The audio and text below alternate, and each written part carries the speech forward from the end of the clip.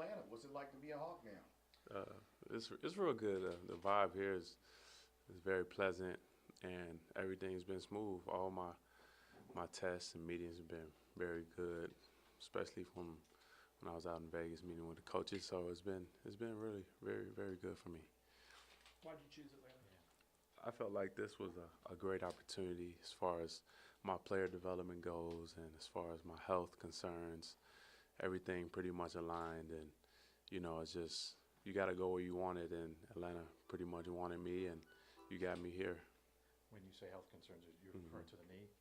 Yeah, because it's a part of my career so far, and to monitor that is very key. Mm-hmm. So was Chelsea? I mean, she's been considered one of the better athletic trainers in all of the NBA. Was that hmm part of the reason why you did choose Atlanta? Yeah, I have very great reviews of Chelsea, and it's been very good having dialogue with her so far. So definitely that was an attraction. What do you know about this Hawks Mhm. roster coming in? I know that we're very young. We had a lot of people that were drafted that are very talented, and especially they from last year they overachieved from what they see on paper, and everybody was very much surprised. And it's exciting to see that type of energy around here. Well, And what do you feel you could bring to the team, and how does it feel to play with another Duke player?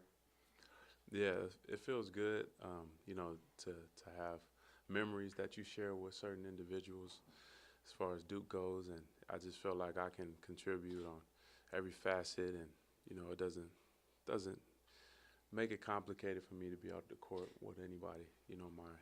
My skills kind of help that. what do you see your role, or what did they tell you about your role coming in? And there are, a lot of young players they want to give some time to. Definitely. My role just control the controllables. It's just as much as I put in the work that I'll get rewarded, and then I'll do that accordingly.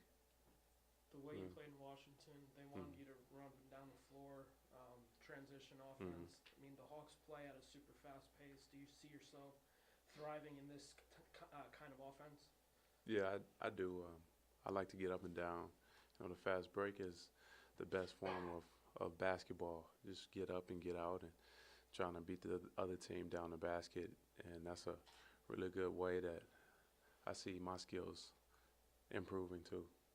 What's different about Well, you now? You've been a guy who's been able to score 20 points a game in the league, mhm. been through injury, and a veteran now. What's different from you, where you were a few years ago and where you are now? Just time and experience is pretty much different.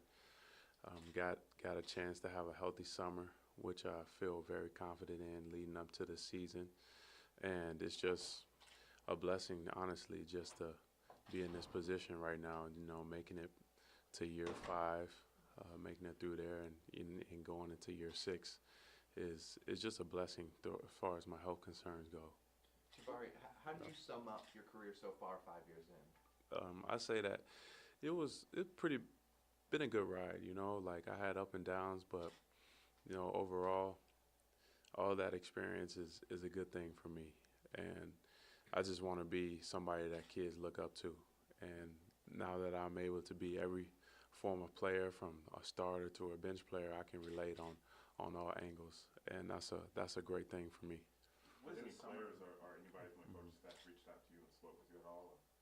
Yeah, I've talked to all the coaches, all of them, and my former coach, Greg Foster, was with me in Milwaukee for 4 years too. So that's a very comforting part too. I guess what has this summer Mhm. been like for you in the process with choosing Hawks, obviously, here, Mhm. but how many teams were you talking to or really strongly considering? I was talking to a few teams, but none of them had the attraction that Atlanta brings as far as like my career goes. You know, just had a basketball investment here. Money aside, I just want to play the game, and I just want to be in a place where I'm wanted, and this was a perfect opportunity for me. What about the defensive Mhm. end of it? A lot of it is made of, do you play enough? And this is clearly a defensive-oriented team with a Mhm. defensive-oriented coach. How do you see all that working out for you? If anything that I can improve on is, of course, my defense. It's a thing that I've continually do. You know, it's to input the same amount of effort offensively as the defense. But it's up from here. And when I was a rookie, very lost. Year 2 was trying to get better, but I think that I've become, pretty well, and trying to expand my game in that way.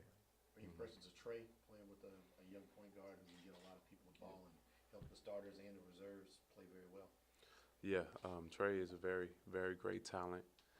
Somebody who can do so much on the offensive end and making his teammates better while, scoring at the same time is something that's very rare. So very looking forward to a leader like that. They say they want to see at the 3 and the 4. Do you have a preference, or where do you think you fit No, more? I really don't have a preference. I can play any position when it comes down to it, and it's just a matter of just trying to be here as soon as possible so that I won't be lost. And yeah, that's on me.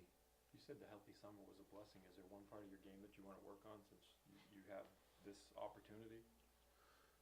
Yeah, it's just repetition, just being on the court, just seeing the court, getting that feel, that love of the game. That's what I continue to work on, because the day that it becomes boring, the day that I need to give this game up. So, I look forward to getting better each and every day, and those types of mindsets go a long way, and I've been doing that so far. What do you like about Coach Pierce, Mhm. his approach and some of the things he explained he wanted to go on around here? He's doing a very good job building this organization up, and we're definitely young, but his type of attitude, his optimism goes a long way, and you really appreciate coaches like that.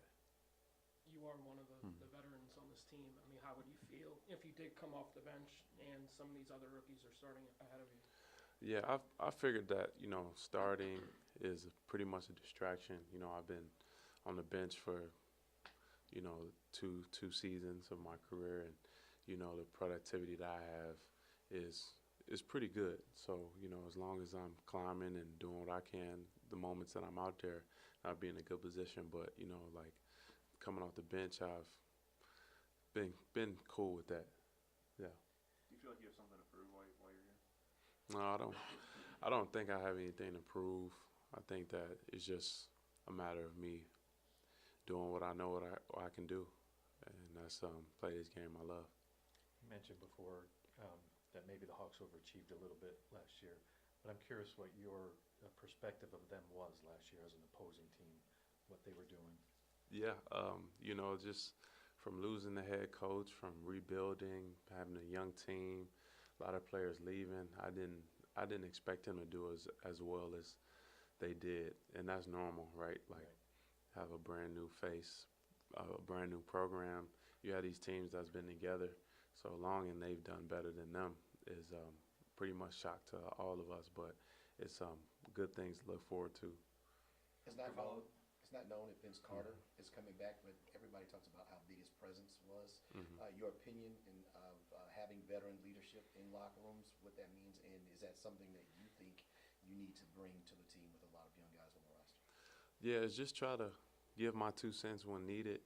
I'm not the most knowledgeable guy like Vince, but just the little things that I can do to help is a big thing that I want to do. And, it's all and contribute to winning. And it's all a good thing. Even if it comes off harsh, if it doesn't come off as pleasant, it's all because we care at the end of the day. And, that's what I'm learning how to accept and embrace, and hopefully that I can, give those same types of vibes off. And Vince is somebody who I idolized growing up and watched, and to be his teammate is something that I will always cherish, and hopefully I can steal some of his shoes. Kind of follow up what Chris said. From somebody from the outside, is this becoming a destination? Do people around the league see what's going on here and that they're going through a transition and what they're building here? I don't know that answer. It's different for me because I signed here and I choose to come here. Other guys might have gotten traded, and that wasn't in their books, but I seen what's going on here, and hopefully that's up to us. That's up to me to propel the organization to get to where it's used to be, and that's the playoffs. What will the rest of your summer league be until camp? Stay close to home. You know, I got a place in Chicago still that I go to. I still call home, and you know, obviously become one at St. Mary's too, because me and my brother been working out there near the Bay Area, which my mom stays. So, you know, those two locations that I'll be in pretty frequently. Mm. Got two more. When you got to Milwaukee, I think it was the first time in a long time that Mhm. the Milwaukee fans had hope, and it was because you and Giannis were kind of two beacons of young optimism. What did you think about him winning the MVP last season?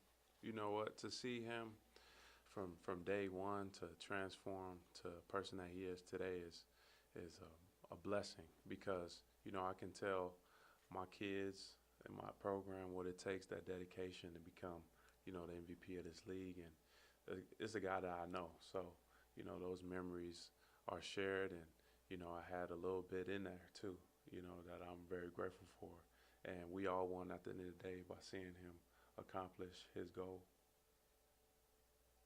Anything else? Awesome.